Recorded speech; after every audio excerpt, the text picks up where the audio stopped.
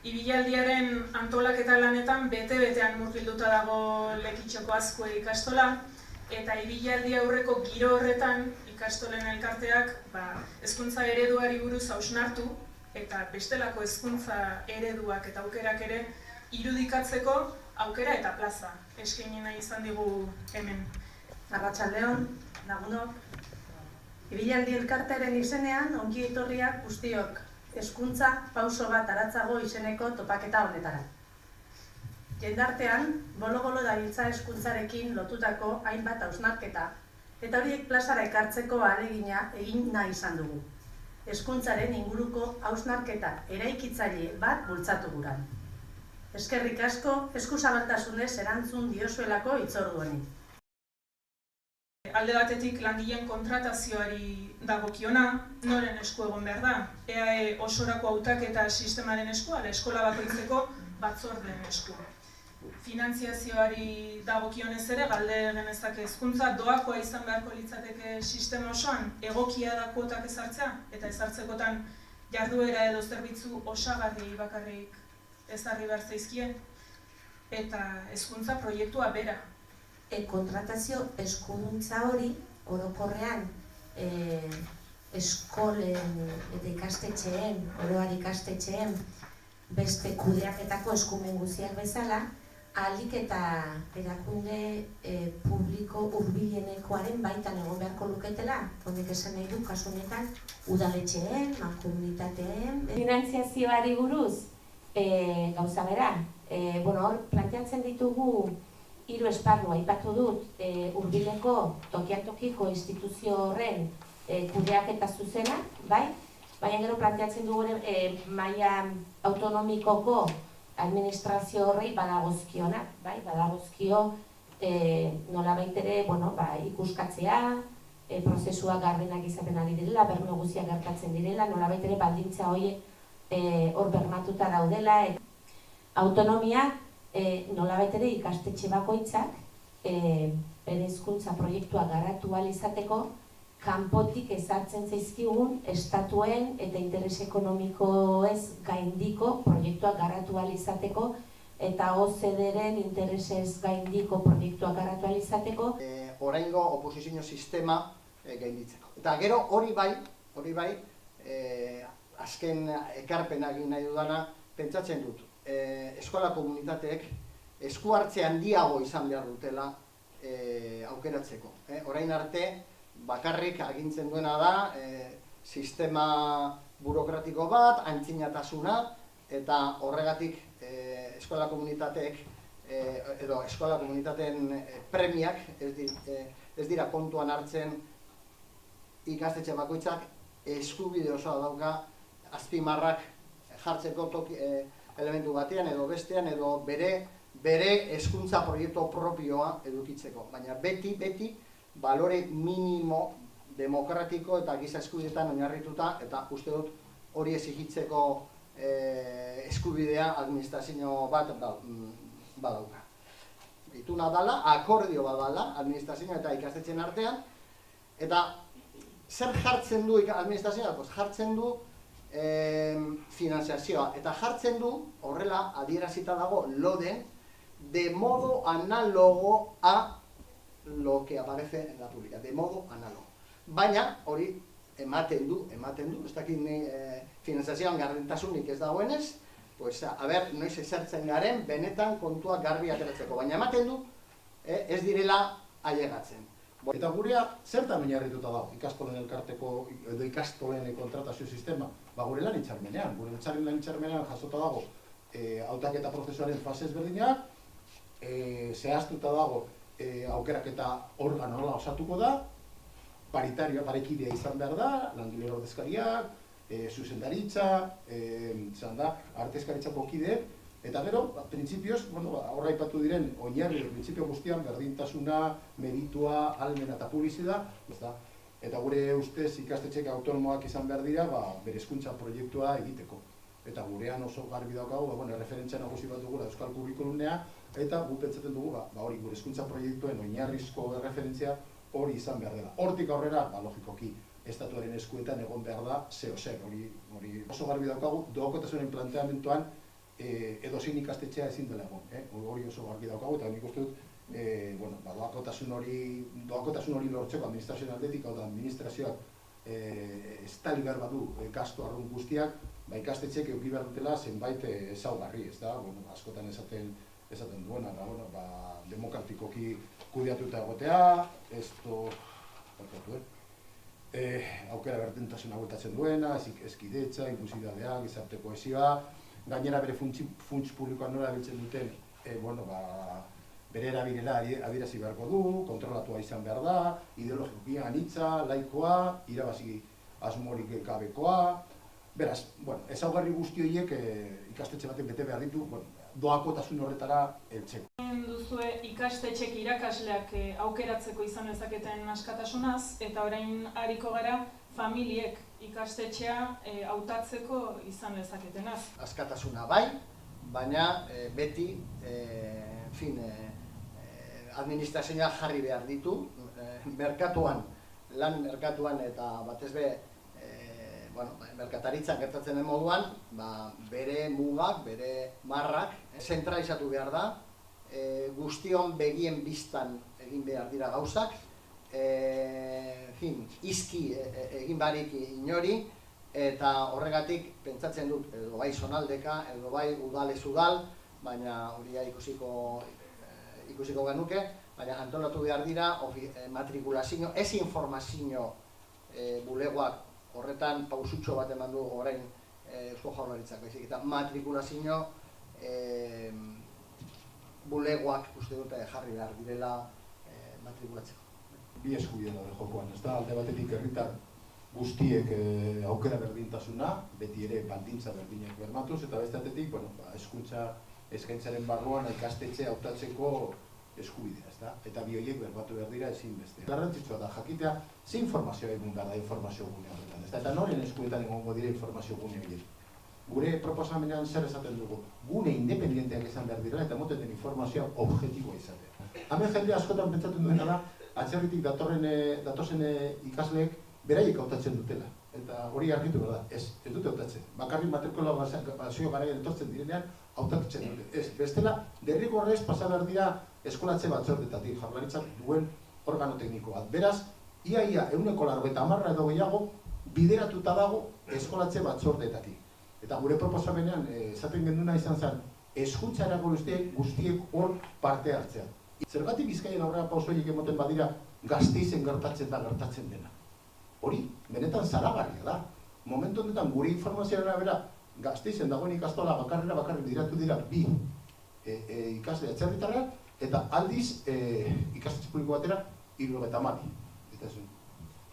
Hori karen izenean, zer misera egiten ari da hori? Askatasuna versus kohesio, dikotomia horretan, askatasuna, baldin eta, edo behintzat, ikastetxe bat funts publikoz hornituko da, guretzat baldin eta murgiltze eredua bermatzen duen, euskal kurrikuluma garatzen duen, errenta baxuko eta jatorri atzerriko ikasleak hartzen dituen, besteak beste geritzein dut, beste segregazio batzuei buruz, emakumeen kontrako diskriminazioari aurre egiten dion, laikotasun erreala bermatzen duen,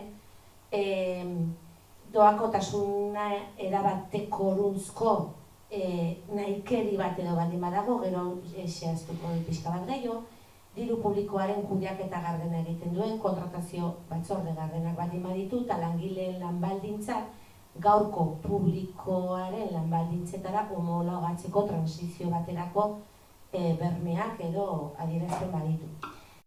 Hurrengo gaira pasako gara, hizkuntza ereduaz ari zen Nora, eta hori da hurrengo korapila, ez da, onarpen oso zabala dauka. Ikasle euskaldun elean hitzak ezteko helburuak, baina helburuarekin bat egin arren bidean ez datoz bat hezkuntza eragile guztiak. Haren guretzat murgiltze eredu bakar bat, ikasle euskaldun elean hitzak sortzera datorren eredu bakar bat da bidea, eta postua eta erronka, bai? Eta gure helburua. Eredu bakar bat, non bermatuko duen, derrigorrezko eskolaldiaren bukaeran, ikasle guzti horiek bertako, kasu honetan 2 hizkuntza dira, bertako 2 hizkuntzatan nahikotasuna badutela defendatzeko eta hortik aurrera karrera bat egiteko eta ze bata helburu, bai? B2 minimo. Ikasle batek bere ama hizkuntza ongi menperatzea lagungarria zaio bigarren, hirugarren hizkuntza baten ongi menperatze horretan. Beraz, hizkuntza gaitasunean zure ama hizkuntza ongi menperatzea laguntzen du bigarren hizkuntza bat ongi garatzen, hirugarren hizkuntza bat ongi garatzen eta barreta. Aspaldi da ja adostasun handia dagoela, esateko oraingo markoa zeharo gaindituta dagoela bi faktorengatik, bata ereduak euskalduntzen ez duelako eta batez be, eta sistema hori euskaldunen banaketa sortzen duelako. Nik mailarekin ez daukat problemarik printzipioz. Azken akordio oinarrietan esan da lehen hezkuntzan bi batera ailegatu behar direla, B2 lortu behar dute DBH-en bukaeran. Nik pentsatzen dut eredu bakarra egon behar dela, baina malgua aldi berean. Eta gero ikusi, zertan utz egiten dugun, eta batzutan hezkuntzan ez daude erru guztiak, beste arlo batzutan ere bai, eta hiritarren ere erantzukizuna badago, baina bestela murgiltze eredua beretzako litzateke artifizialki inposatzea eredu bat, eta nik pentsatzen dut euskararen kalterako litzatekela. Lorpen mailetan adostasuna dagoela, eta nire ustez gaina nik azpimarratuko nukeena da, hori ikasle guztientzako lorpen maile izan behar dela. Askotan esaten dena da, agian, baldintza soziolinguistiko makurragoa daozen ikastetxeak edo horretan, agian jaitsi behar da. Ez, gutxiago duenari gehiago emon behar zaio. Oso garbi daukagu murgiltze guretzat, murgiltze eredua dela eraginkorrera eta martxan ipini behar dena, gaur egun dauden hizkuntza ereduak desagertu behar direla. Horrekin bakarrik lortuko dugu? Ez, nik uste dut horretarako oso importanteak dira ikastetxetako hizkuntza proiektuak. Ez dakigu benetan ereduko ikasleek ze euskara maila duten. Beraz, guk derrigorrezko hezkuntza amaitzerakoan ezinbestekoa ikusten dugu froga hori egitea B2koarenak, alde batetik hobekuntzarako bideak sortzeko, baina beste batetik jakiteko benetan zein da gure argazkia. Gure argazkia, ze gaur egun ezagutzen dugun argazkia, zukun daipatu duzunan, ebaluazio diagnostikotik datorren argazkia oso txarra da. Eta ikusten ari garena da, berakada orokor bat. Konforme nago DBH bukaeran jarri behar dutela proba bat neurtzeko eta ikusteko zer gertatzen den, baina ja bigarren mailan, diagnostiko ebaluazioan ikusten da praktikamente 10 ikasleetatik 4 hasierako mailan daudela. Kontuan hartuta gehiengo batek ikasten duela edo B edo D ereduan. Hori pentsatzekoa da. Eskatuko dizuet bakoitzari bere iritziz nola ulertzen duen publikotasun hori azaltzeko. Benetako sare bateratua ez dugu izango baldintza batzuk ez badira betetzen. Zein baldintzak? Ni 7 elementu aipatuko nituzke. Finantziazioa, profesionalen aukeraketa, autonomia maila, eskola komunitatearen partaidetza, idearioa, aniztasunari erantzuna eta titulartasuna. Horretan, elementu horietan, guztiak ez dira garrantzi berekoak, baina ez bagara homogenioak egiten, edo ez badugu homogeneotasun bat lortzen, nik ez dut ikusten titulartasun ezberdinetako sare bat. Publikotasuna nola ulertzen dugu, herritar ikuspegian kokatzen dugu. Ez titulartasunari lotuta, baizik eta komunitateari lotuta. Eta gu pentsatzen dugula hezkuntzan ere demokrazia parte hartzaile gauzatu aldela, eta hau da gure planteamentua. Publikotzat hartzeko ikastetxe bat zenbait ezaugarri esan behar ditu. Alde batetik izaera sozial nabarmena izatea ikastetxea, nola ez irabazi asmorik gabekoa, gizarte ekonomian kokatu eta egotea, hezkuntzaren arloan ongizate estatuaren oinarrizko helburuarekin bat egitea, horrekin batera nola ez, zuk aipatu duzuna, demokratikoki kudeatuta egon behar da, ikasle guztiak onartzea eta estea bazterketarik gabe, lehen aipatu du beste zenbait elementuak, aukera berdintasuna, hezkidetza, inklusibitatea, gardentasunaz erabili behar dutela jasotzen duten funts publikoak. Baina ez bakarrik gardentasunaz, baizik eta prest egon behar dira bere arlo ekonomikoa ikuskatua izateko. Anitzak eta laikoak, gure ustez gero eta gehiago azpimarratu behar dena da, behar izan bereziko ikaslei begira, harrera plan izan behar dute, ez edozein kasuan tratatu gai hau, eta gero, batera emaitzak positiboak sortuz, ikastetxea hobetu edo zer egin sozialeta bideratzea.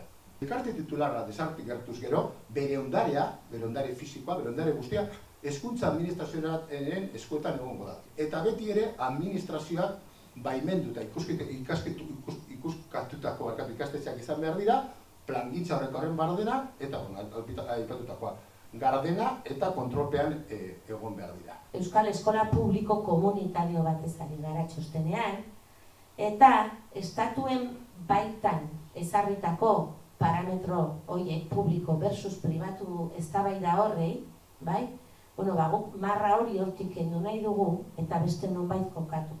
Izan ere, bada garaia herri gisara erantzuteko, bai? Herri harresi bat egiteko hezkuntzaren inguruan, eta ikustea herri gisara gaindituta nire zilborra, nire gorputza, nire erabakia, nire etxeko erabakia, nire ikastetxean, eskola ikastola igualtzai, komunidade horrek zer uste duen, guazen pentsatzera pixken herri klabetan, herri terminoetan, eta pentsatu, noren interesei erantzuten die gu elkarri mokoka ibiltzea. Euskal Estatua llegatzen garenean, ez dakiz zer izango den, labek ez du esperatuko Euskal Estatua llegatu arte. Gaurtik arituko gara, marra hori tokiz aldatu nahian, eta herri gisara hezkuntzan erantzun nahian. Hezkuntzaren ardatza nolabait mugitu behar dugula, eta gehiago pasatu behar dugula, estatutik gizartera. Eta ekimen pribatuetatik gizartera, hiritarren. Horretan ados nago. Baina edonola Euskal Estatua edo Espainiako Estatuak ezin da desagertu. Guk oso garbi izan dugu, gure publikotasun ereduaren hauek dira ezaugarriak. Esan dizatzen dela besteok zintzu dira gehienak, zertan ados gaude, gauza batzuetan ados egongo gara. Eta ez bagaude ados zenbait puntutan, ez da ezagun nun geratu algara. Hemen, han, baina marra gorriak oso intensoak ipintzen badira, ez dugula inoiz lortuko. Laben gauza bat, ondorio batetara garbi ailegatu gara. Gaurko publiko, pribatu, ikastola, eskola edo deitu nahi diozuen bezala, biak ere, bi menpeko sare dira. Menpeko, Espainiar edo Frantziar estatuen legen menpeko bi sare dira. Bai? Aizu, zuk ere nahioten zenuke Euskal Hezkuntza buru jabe bat, baute duzu hori ere helburu, nik ere bai, guazen elkarrekin, gerra beste non bai dago, ez dago gure artean. Horan hori badagokigu eragile bezala, baina bai norbanako bezala. Joatea marra hori tokiz mugitzen. Hor baitik planteatu direnen beste nik uste klabe daudela. Biharra da plantza handietan ez dela azkidela errezak izaten eztabaidatzeko, baina nire ustetan topabeako dituzke biharra txoko edo plaza txikiagoak, eta gure artean hor planteatutako hainbeste gauza hasi eztabaidatzen. Gure asmoa antolatzerakoan hori izan da, guru, ia zeo zer gelditzen den poso bezala, eta urruna joan barik herri honetatik, lekitzotik bertatik, hasi gaitezen honen inguruan hausnartzen. Haman komunidad ditugu hainbeste gauza. Ezaugarriak bota dituzue, zin izan daiteke, eskola publiko komunitario, herritar, topako duz definizioa. Hor ez dago arazorik. Ezaugarriak markatu dituzue, eta nik hemendik herri mailan, eta nik uste dut errezago daukagula herri honetan, eta bentsat zuntabia jartzeko hori ze bakarrik bota egin dezagun bidea elkarrekin. Porrot batetik, ni porrot batetik nator, porrot komatxo artean, gure, ekimena, herri ekimena, parlamentuan bota zuten, baina niretzako, ja, irabazi genuen edo, niretzako oso importantea zen, zeharkakotasuna topatzea, inkluso identitate ezberdinen artean, gai baten inguruan. Askok nahi dugula aurrera pausu bat. Ja, Euskal Eskola Publikoaren legea aprobatu zen, sortu zen eszenario bat, batzuk gustoko ez duzue, beste batzuk agian hobeto sentitzen dira, baina ja ordoki fase luze batean gaude, eta ja beste mendi bat igo behar dugu, beste etapa alumbratu edo argitu behar dugu, eta horretarako egia da aldako topaketak behar direla, baina behar dira bebai topaketa enuk esango izkutuak, baina bai esertzeko eta mahai gainean jartzeko benetan ze testutan topatu algarri. Eztabaida lehenengo izan behar da, ze publikotasun eredua nahi dugu, ze hezkuntza sistema nazionala nahi dugu Euskal Herri osorako, eta gero egingo dugu horretan bai, baina ezin dena da, 93an planteatu zen moduan, lehenengo kakotzen artean armak hor itxi, eta gero ikusiko dugu zertarako. Ez, lehenengo eztabaidatu duguna da, ze hezkuntza eredu behar dugu gure herriaren txatu. Eta horretan ikastolen jarrera ez da itxia inondik inora. Gu badaukagu, gu pentsatzen dugun publikotasunaren ereduan zenbait ezaugarri, baina oso argi daukagu eta hori publikoak izan dugu 11.000 aldiz, gure guztia ez dela onartuko. Kontuan izan behar duguna da, ikuspegi ezberdina dago, eta zuk esaten duzuan, gauza askotan, ados egon gara. Gauza askotan, jezartzen garen eta sakonen egiten dugunean berba, hezkuntza eragileen artean, adostasuna lortzen dira. Eta kontu, identifikatuko beharko dugu zeretan ez. Eta niko duztot horregatik dela beharrezkoa gaur egun hau, eta horregatik gaurkoan dei egin nahi genuen horretara. Goaz jezartera, goaz genetan ikustean daude aldea. Eta nola bideratu dezakegun, nik uste zilegi eta posiblea da, baina bakoitzak ezin duena da esan edo hau, edo ez do jokatzen. Nik uste hori dala, eta ikastolik ez dugu hori izaten. Euskal Herriko langile klasearen garaipen handiena ailegatzear dagoela oraindik ere, bidean bagabiltzala oso aspalditik, igual 34ko akta honek erakusten digun bezala, edo Pilare Albarenak, edo Aginalderenak, eta barrek erakusten digunetik, baina egiteke puska bat faltare. Egiteke dagoen zati bat badugula oraindik ere.